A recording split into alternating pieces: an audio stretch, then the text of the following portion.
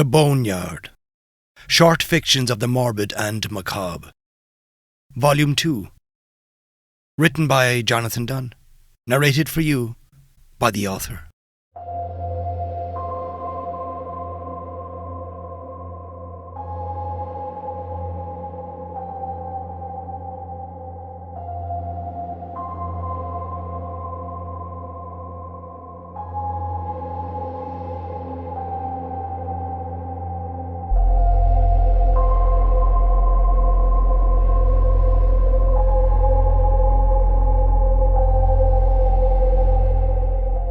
Hide and not so seek. It was only meant to be a game, that's all. A harmless game of hide and seek. The Bannahan house had stood vacant for generations, a run-down eyesore on the outskirts of town. The local kids dared one another to enter, but nobody lingered more than a minute or two, until that summer night when the whole thing unravelled into sickening chaos. "Just one game of hide and seek," Michelle said with a mischievous smile. Her enthusiasm was infectious, even with the foreboding house in front of them, like a nightmare come to life. "Or are you... Bawk, bawk, bawk?" Michelle stared at them as she executed a slow, deliberate, and surprisingly accurate imitation of a plain old chicken. Michelle's friends, Joey, Lily, and Eric, looked at each other nervously. No one wished to be that hapless chicken-shit chicken. "Okay," Joey said. "One game, then we go. Promise? We should be getting back." He peered up at the dusk sky. The first of the stars had begun to twinkle high above. Michelle quickly traced a cross over her chest. "Cross my heart and hope to die. Stick a needle in my eye." They stared at the half-open door, as if it were daring them to step inside. The air was thick with the smell of dust and decay. The wooden floor creaked beneath them. Strips of peeling wallpaper revealed rotting wood beneath. A grandfather clock had frozen at some unspecified hour, its pendulum and hands missing. There was something strange about the house, as if it were holding its breath and waiting. But waiting for what was the real question. "Okay, count to 10, Joey yelled, already racing up the stairs while Eric and Lily scampered off in other directions. Michelle paused a beat before turning into the wall at the bottom of the rickety stairs and closing her eyes. 1, 2, 3. As she counted, she heard the others skedaddle into the belly of the skeletal house. Joey's crazy giggle fit echoed somewhere in the house. "Ready or not, here I come," Michelle announced. She turned left at the stairs and went to the drafty room at the end of the hallway. She could already see Eric's silhouette standing behind the door, and there was a second there, when the flutter in her solar plexus told her that someone else, other than Eric, was lurking behind that door.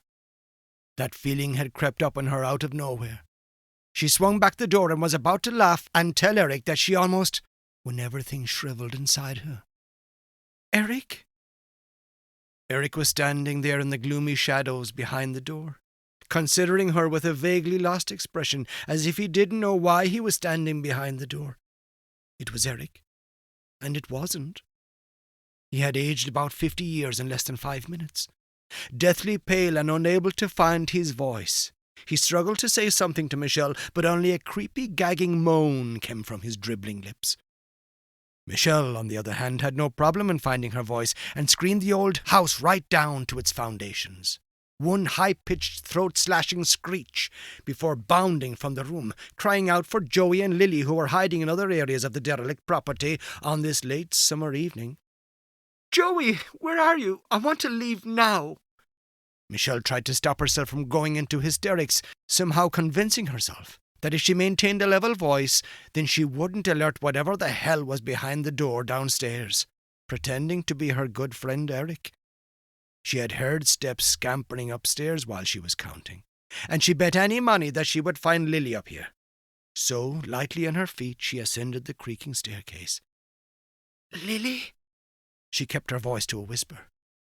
"Lily, where are you? There's something wrong with Eric. He's downstairs."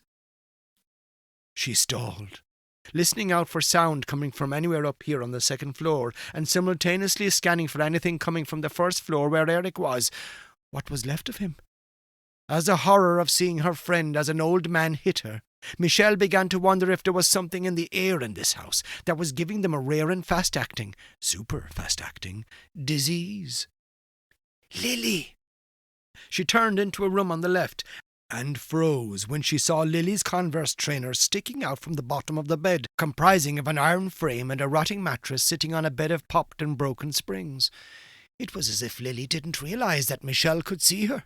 It was like something a young child would do, and it reminded Michelle of playing this very same game with her 3-year-old niece, who was convinced that she was entirely hidden behind the curtain, just as long as her face was hidden behind the curtain, and never mind her feet sticking out at the bottom. Michelle slipped into her dumb mode and pretended to play along with this increasingly hideous game of hide and not-so-seek. "Lily, answer me. There's something wrong with Eric.